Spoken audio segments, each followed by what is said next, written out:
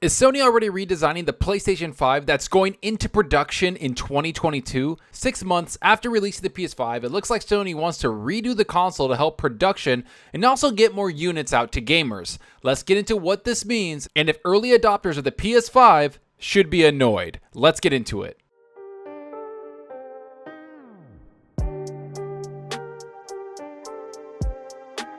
Hey everyone, thanks for stopping by and checking out the video. Remember to hit that subscribe button and that like button. The support is greatly appreciated. And if you want to be notified on future content, hit that little bell icon.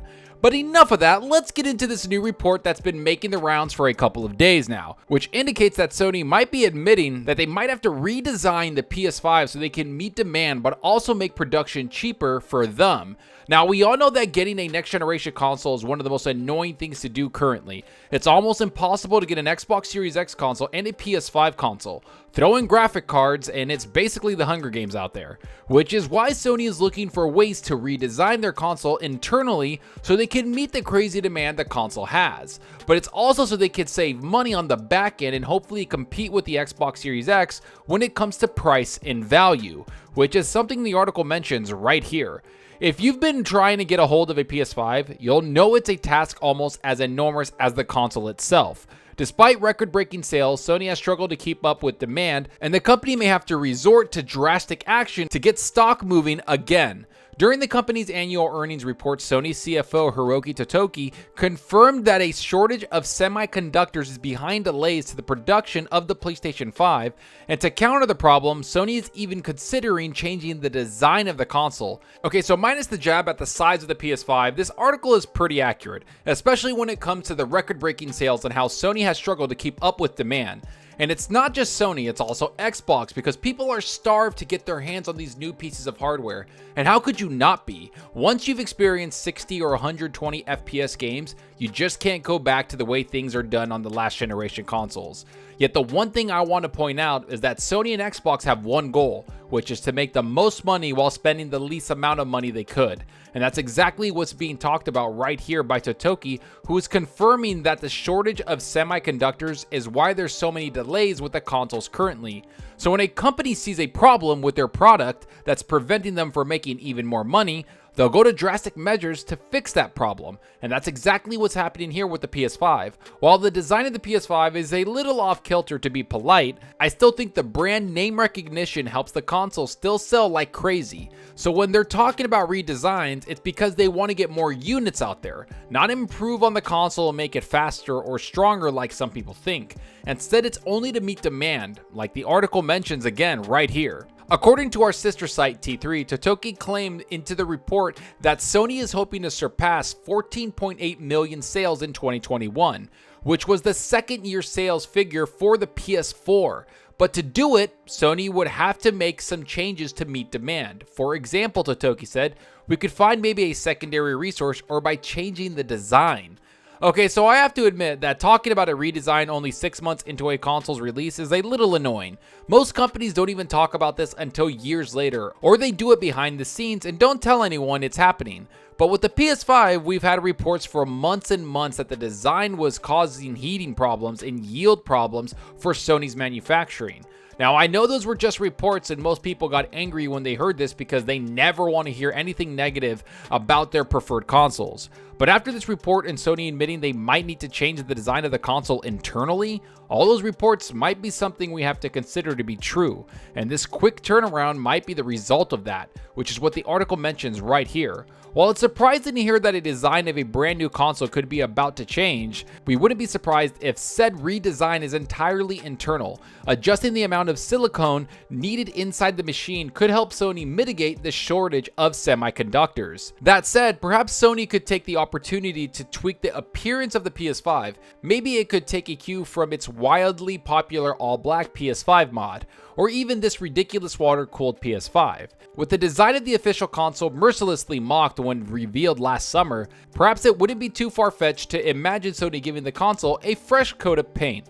Okay, so first off, if they change the size or change the PS5 appearance 1 year after release, I'm going to be pretty annoyed. And I have a feeling that a lot of people will be annoyed because this PS5 console isn't cheap, and bringing out a presumed better console design a year after dropping $500 wouldn't sit well with a lot of people, including myself. So while I hope they redesign the internal system to get better yield results that will help them release more PS5 consoles to customers, I don't want to see a redesign that improves performance or design, or I'll get a little annoyed. Because while technology like graphics cards and computers have a terrible shelf life, those are custom systems and I know what I'm getting when I purchase a new computer.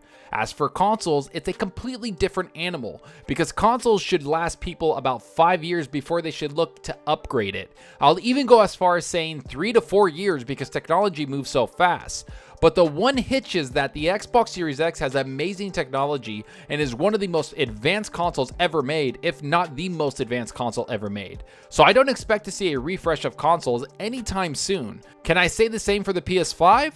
I don't know. We see it doesn't have RDNA 2 and it's missing some critical next generation features the Xbox has. But outside of this, I truly hope they don't change the way the console looks, because that would be a little annoying for people that bought the PS5 right away. Yet I do want to see them change the way it's made if it helps get more units out into the wild, like the article mentions right here. The potential redesign was originally reported by Taiwanese outlet Digitimes, which suggests the semiconductor foundries are already preparing for the new PS5 architecture and targeting 2022 for production. As relayed by Dr. Serkan Toto on Twitter, Digitimes reports that Sony is aiming for a new semi-customized 6nm CPU chip from AMD. While Digitimes remains the only outlet to report on the specifics of the change, Sony itself has confirmed that it's thinking seriously about an architectural change to alleviate supply chain issues caused by the semiconductor shortage. In its earnings report, as shared by VGC, Sony CFO responded to a question by meeting second-year sale goals by saying, for example, we could find maybe a secondary resource or maybe changing the design. Architectural tweaks throughout the life cycle of a console, even early on, are nothing new. As new technologies develop for chip production and supply chain logistics, console manufacturers will occasionally overhaul certain aspects of the console's internals to make it cheaper or easier to produce. For example, less than 2 years after the PS4's launch, Sony rolled out a redesign that made the console quieter and more power efficient. The Vita even got a different design partway through its lifespan, though it was largely to make the console cheaper. Now, this is something I have no problem with because it's talking about Sony changing the size of a chip to help more units get out there. There's no performance enhancement, there's no difference between the PS5s that were being sold currently, and it's not being advertised as an upgrade or something that will get more performance in games. Instead, it's just Sony saying they want to change the way the console is manufactured to help save money. This is something that happens multiple times from every single console manufacturer. Xbox has done this multiple times, Sony has done this multiple times, and I have no problem with this. Like I said before, the only problem I have is if this is meant to upgrade performance or even change the design of the console. Because let's be real, the design of the PS5 is pretty ugly, and it's something I've talked about extensively. I don't like it, the thing is massive, and it stands out like a sore thumb. So when I hear that this could potentially change the design and performance, I have a problem with that, because we just dropped some pretty big money on these consoles expecting them to last us a couple of years, not 1 year or even 6 months, and have them talk about a redesign. Let's hope that's not the case, and this only affects the shortage problem, because I want every gamer to get a new console so they can experience this awesome generation we're in right now, because that's all this is about, is getting gamers their consoles. And after the scalpers and everything that's going on and the shortages for the next generation and even the graphic card shortages, I want to see people get their consoles, but I don't want it at the expense of redesigning the whole console and kind of making me feel left out of getting a new console and then a year later, or even a year and a half later, seeing a redesign that is just performing better or even looks better. Because we have to all admit, the PS5 is a pretty big piece of hardware and it just stands out, and it's kind of hard to put in entertainment systems, and it's just huge. So if they change that, I would want the smaller version or the more advanced version, because why wouldn't I? That's what I do. I love tech, I love getting the new versions, but I don't want to drop $500 extra to get one. Just like I just dropped $500 on a PS5. But enough of what I think about all of this. I want to know what you think about all of this. Do you expect to see a redesign of the PS5? Do you even like the design of the new PlayStation 5? Will this help them get more consoles out there to gamers? Do you think Sony messed up on their engineering when they were making this PlayStation? Is this yet another advantage that Xbox has over Sony? When do you think this will go into effect, in 2022 or 2023? Would it annoy you if they get more performance from this redesign?